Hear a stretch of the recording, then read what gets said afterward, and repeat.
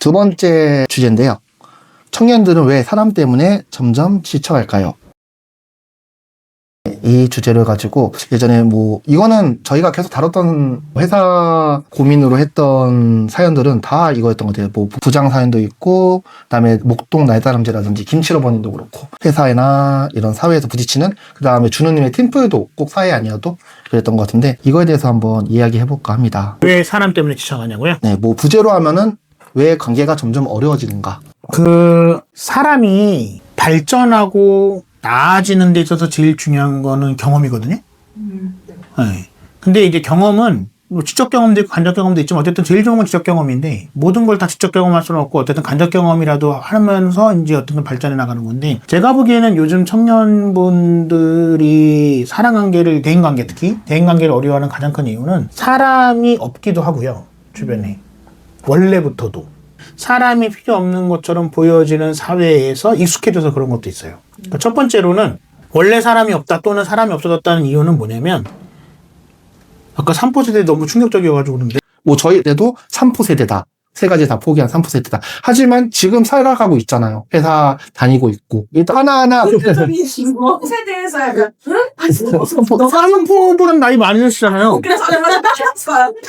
아니요. 저 3포 세대였어요. 진짜요? 네. 그냥 2포 세대라고 넣어봐. 맛있겠다. 그래요? 제가 실질적으로는 대한민국 베이비붐 세대의 거의 마지막이거든요.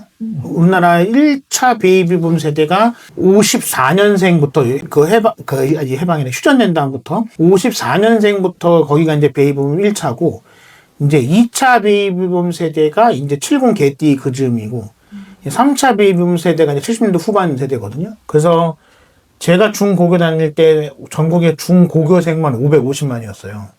근데 지금은 중고교생이 250만인가 밖에 안 되거든요. 그러니까 반의 반토막이 난 것 같아요. 실질적으로 거의. 얘기는 뭐냐면 기본적으로 요즘 젊은 세대는 사람을 만난 적이 별로 없어요. 그러니까 저희 옛날 학교 다닐 때는 이부제 수업하고 이럴 때 늘 지금도 기억나는 건 국민학교 책상 위를 뛰어다니는 기억이 났는데 맞아. 왜 책상 위를 뛰어다녔을까? 근데 요즘은 학교에 같은 교실이거든요. 같은 교실에 애들이 한 반에 18명, 19명밖에 없으니까 굳이 책상 위를 안 뛰어다니면 되는데 옛날에는 한 반에 60 몇 명씩 있으니까 공간이 없어요. 교실 안에. 문 열고 들어가면 다 책상이거든요. 그러니까 옛날 애들은 늘 책상 위를 뛰어다니는 거지. 아이한테 공간이 없으니까. 그러니까 우리는 치고받고 어쨌든 하면서 사람에게서 여러 가지를 배우죠. 좋은 것도 배우고 안 좋은 것도 배우고. 그리고 저 같은 경우에는 평균적으로 제 나이대의 사람들은 기본적으로 형제자매가 3명입니다. 최소가. 더 적은 데는 2명도 있는데 그건 진짜 드물고요. 한 명은 거의 전교에 1명, 2명 있을까 말까? 지금은 대부분 다 외동아들, 외동딸이잖아요. 그러니까 당연히 내가 집에서 만날 수 있는 사람은 엄마 아빠가 다 한 거죠. 그리고 옛날엔 더군다나 대가족이 돼서 할아버지 할머니도 있고 더군다나 그런 데다가 옛날에는 외벌이가 많았기 때문에 늘 항상 집에 엄마가 있었거든요. 근데 지금 엄마도 없잖아요. 그러니까 요즘 애들이 지금 만나는 거는 핸드폰, 유튜브. 네, 유튜브, 그 다음에 가족 외에 다른 사람들. 이런 거잖아요. 그러니까 당연히 원래 사람이 없었고 더 사람을 잃어갔기 때문에 사람을 만나는 게 굉장히 어렵다. 그래서 저희가 옛날에도 다뤘지만 콜포비아라는 이야기가 나오는 이유는 저희 때는 콜포비아 자체가 없었던 게 옛날에 일단 핸드폰이 없고요. 네. 그리고 이제 친구를 만나려면 무조건 친구네 집 전화를 해야 되는데 옛날에 이제 집 전화가 없는 집도 있었습니다. 누구야, 놀자. 그러니까 그 집에 가서 그 집 어머니와 대화를 해야 되고 맞아. 그 집 형이나 누나를 대화하기 때문에 사람하고 대하는 게 정 싫은 사람도 안 놀 수가 없으니까 사람을 만날 수밖에 없었던 구조가 이제 첫 번째였던 거고요. 문을 두들겨야 돼요. 네. 넉넉. 그리고 이제 두 번째는 뭐냐면 요즘 시대 같은 경우는 사람을 만나지 않아도 되는 것처럼 보여지는 사회이기 때문에 카톡이든 문자든 사내 메신저든 이런 걸로 하겠지만 사람을 만나지 않아도 살 수 있는 사회처럼 보여지긴 해요.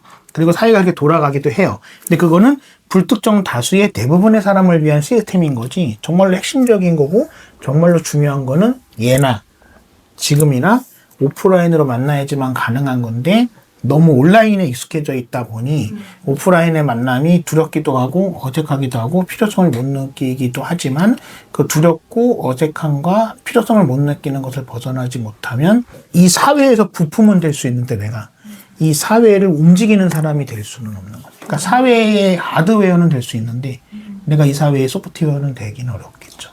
저는 관계에 대해서는 아까 신부님이 얘기했던 온오프 하는 친구들도 많은 것 같아요. 그러니까 회사에서는 업무 관계로 만나는데 퇴근하면 서로 아는 체를 안 한다고 이런 얘기도 많이 들었거든요. 요즘 회사원들은. 그다음에 아까 신부님 말씀하신 것처럼 인구가 더 줄다 보니 사람이 적으니까 점점 더 부딪히는 일도 많고 그러다 보니까 감정 싸움하기 싫으니까 서로 안 만나고 이런 것들이 어떻게 보면 청년들의 잘못이라기보다는 사회가 오면서 환경이 그렇게 변하면서 관계라는 게 본인들은 원하지 않지만은 스스로가 좀 겪고 견디어야 되는 청년들이 요즘 좀 많이 사회생활을 하려면 사실은 안 할 수는 없는 거잖아요. 그거를 어쨌든 견디어내야 되고 그거를 관계를 유지하는 연습을 해야 할 것 같은데 이걸 조금 더 내가 상처받지 않고 연습할 수 있는 방법이 있을까요? 상처받지 않고 연습할 수 있는 방법은 없어요. 상처를 받지 않고 연습을 하겠다는 거는 뭐라고 얘기해야 되나? 공부하지 않고 수학을 잘 하고 싶다라는 거랑 비슷한 거예요. 근데 수학을 다른 과목은 대충 짱구만 굴리고 대충 머리만 굴려도 웬만큼 공부를 할 수 있지만 수학은 내가 직접적으로 부딪히지 않으면 절대 그 점수가 안 나와요. 깨져야지만 되는 거기 때문에 상처를 안 받을 수는 없고요. 상처를 받는 것을 두려워하면 안 됩니다. 그러면은 상처받기를 아예 포기하게 되거든요. 그러면 아무것도 나아질 수는 없거든요. 그러니까 상처를 받을 수밖에 없다.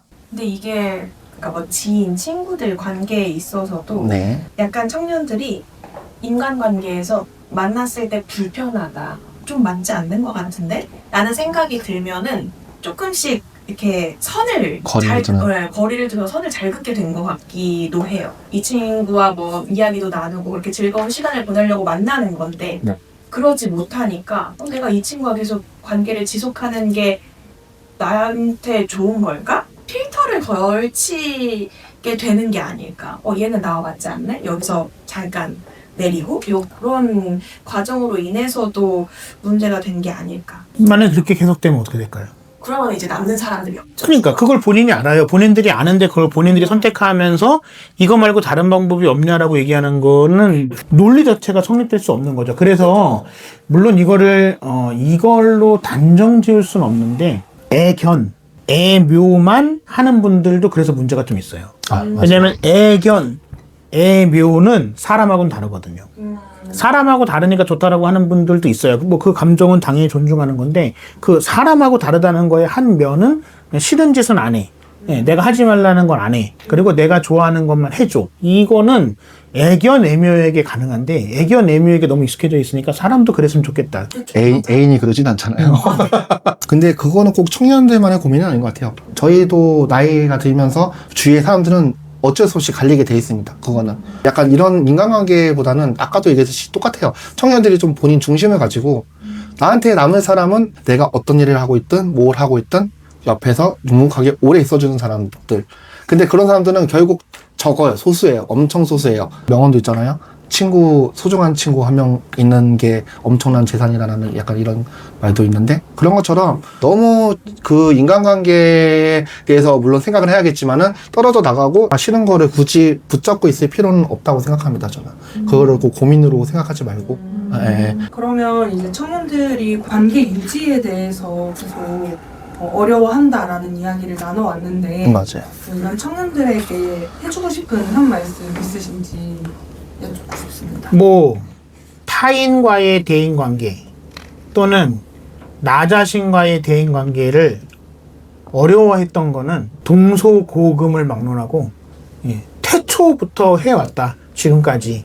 근데 지금에 와서 그게 더 어렵다고 느껴지는 이유는 동서고금을 막론하고 태초부터 이어왔던 그 보편적인 진리는 그래도 인간에게서 답을 찾아야 된다는데 지금은 인간 외에서도 답을 찾을 수 있지 않을까라고 생각하는 거? 어쩌면 그게 되든 안 되든 상관없이 그 포인트를 잘못 잡았기 때문에 잘 안 되는 게 아닐까라고 한 번쯤 생각해 보시면. 사람 관계는 어쩔 수 없어요. 그거는 다 안고 가야 되는 현실이고 그거를 환경을 탓한다고 해서 뭐 되는 것도 아니고 그냥 이렇게 생각하시면 될 것 같아요.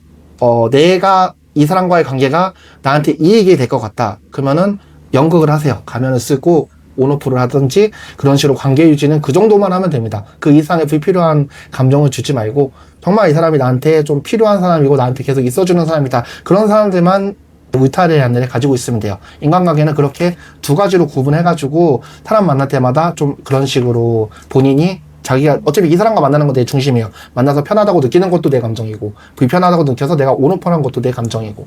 그러니까 모든 중심이 청년 본인 자신이 돼야 돼요. 자신이. 그래야지 관계도 거기서부터 시작하는 거지 나를 벌어두고 다른 데서 관계가 이루어지진 않으니까요. 그래서 저는 본인 스스로 생각하는 게 더 중요하다고 생각합니다. 감사합니다. 다른 청년들에게도 조금 도움이 되는 부분이 있었으면 좋겠습니다.